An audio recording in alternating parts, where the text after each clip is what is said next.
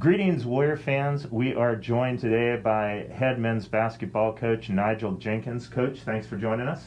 Thanks for having me. Appreciate it. Talk a little bit about the season coming up. The men's basketball team will open the season this weekend, Friday and Saturday, over in Illinois at the Governor's State Tournament.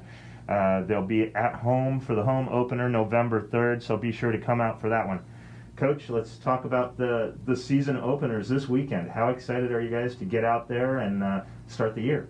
I'm really excited. Obviously, this has been some challenging times, and it's challenging for everybody, but I think this group of guys are ready to start playing against somebody else and instead of beating up on each other, so to speak. And I really like this group. I think we have some depth. We have some experience coming back, and I'm looking forward to it. It's going to be a good challenge this weekend against two really tough opponents, two regional opponents, and I think we're going to have our hands full, but, I'm pretty confident in this group. Last year, you guys, about 6 points away from the national tournament, and, of course, you'd love to have some of that back. You had 4 seniors graduate, 4 starters graduate, but you do have some key elements.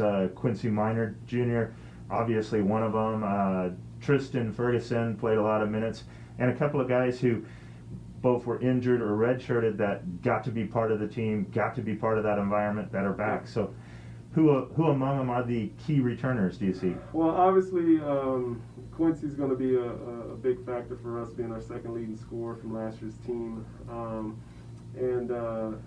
Ferguson, he played last year at 185 pounds. Now he's about 220. So he understood that he can't keep getting pushed around. So he made a big commitment to the weight room, and the local kid is doing well. I'm expecting a lot out of him. Shannon Hicks is a red shirt, and Mike Templeton. Those guys gave us valuable minutes in practice. Now they're eligible to play, and we'll see where that goes. But it was a good run last year, but now we have to build off that momentum. Actually, it was 3 points. We lost by 3, and so it's still fresh there, no question about it. But like I said, I think this group has a chance to get us over that hump and get to the national tournament. You lose a lot of guys, so obviously newcomers are going to be key, and you brought in some great talent. I mean, you've got a junior college All-American in there. You got a couple of high all-conference, all-region guys. Who are the key newcomers out of that group? Obviously, the junior college All-American Lorenzo Smith is he's a big key. He'll be at the point guard spot for us, and he brings a lot to the table from a defensive standpoint, IQ standpoint. He just gets a lot of things done without necessarily forcing the issue for us. Then after that, Keyshawn Warren, he's gonna play a big role for us. Transfer from Merced College, and he's very versatile. I can put him anywhere from 1 through 5. I really like Keyshawn.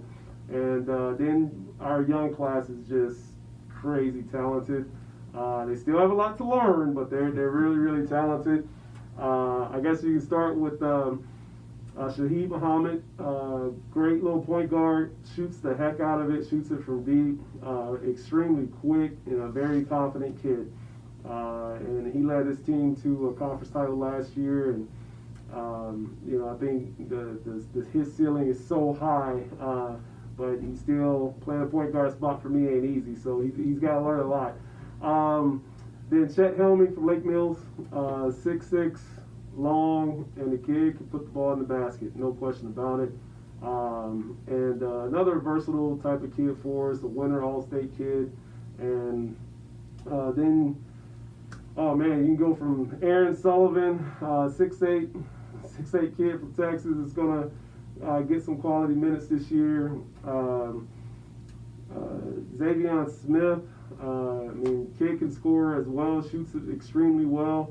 You're right. Our recruiting class was really talented, and it'll be fun trying to mix these guys in and see where we're at. That's why I say I really love our depth, but we gotta put it all together and come together as a unit. and try to ink out a couple of wins this weekend. Last year, the defense centered around Gabby, a 7-footer in the middle, defensive player in the year in the conference. And then obviously Demetrius up front on offense. Kid scores 1,000 points in 2 years for the program. How does losing guys like that change the philosophy of the team? Or does it change? Will you be run and gun? Will you be staunch defense? What does the team look like? That's a great question. You have to change. Because one, you don't have a 7'3" monster behind you. That just changes things on the defensive end. And then you don't have an All-American in Demetrius Martin back. So there will be some changes. You'll probably see more pressing this year out of us, which I shouldn't say more. You will see pressing, which is the first time in now my 10th year that I'm going to press. So you're going to get a little bit of that, probably a little bit more fast paced, but it'll still be exciting. It'll be fun, and we just have to find ourselves, because if I try to do everything that I did last year without the same type of players, that's a bad idea. So we gotta find ourselves. I like the system that we're going to use, but now we have to put it to work this weekend and make sure it's right. Obviously, you said more pressing this year.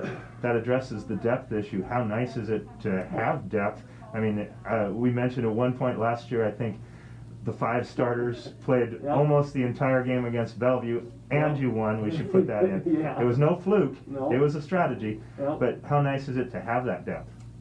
It's a big-time luxury, and that way guys can go out and just play hard in spurts, and then next person come in, same thing. So we'll see, and if there's ever a time to have depth, this is the year. Because who knows who may go down because of COVID or whatever case may be, injuries. Well, to have depth this year is a huge advantage for anyone who's playing at any level of athletics.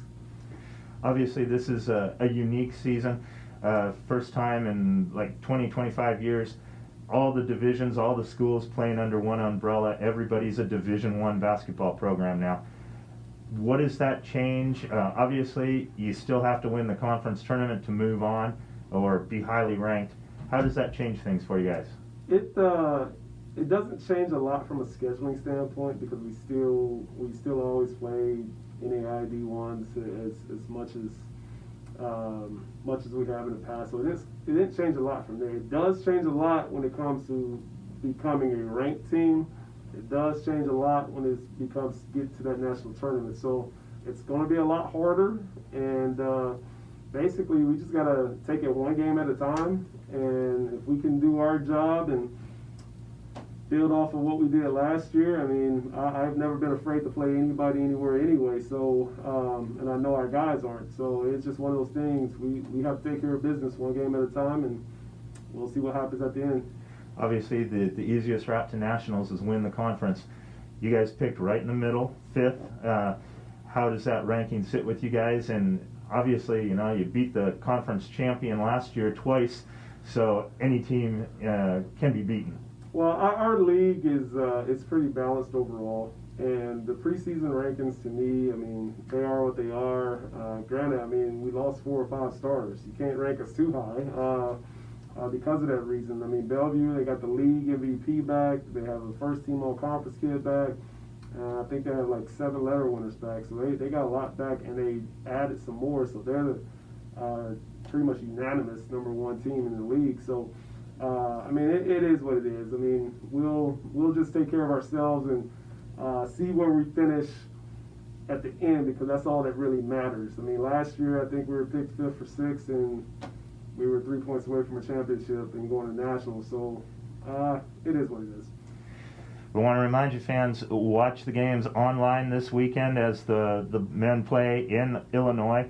And then be sure to come out November 3rd, if I'm correct, is the home opener for you guys. Men's and women's doubleheader that night. So come on out and cheer the guys on for what will be a fun night of basketball November 3rd. Good luck this weekend, Coach, and thanks for your time. Thanks for having me. Appreciate it.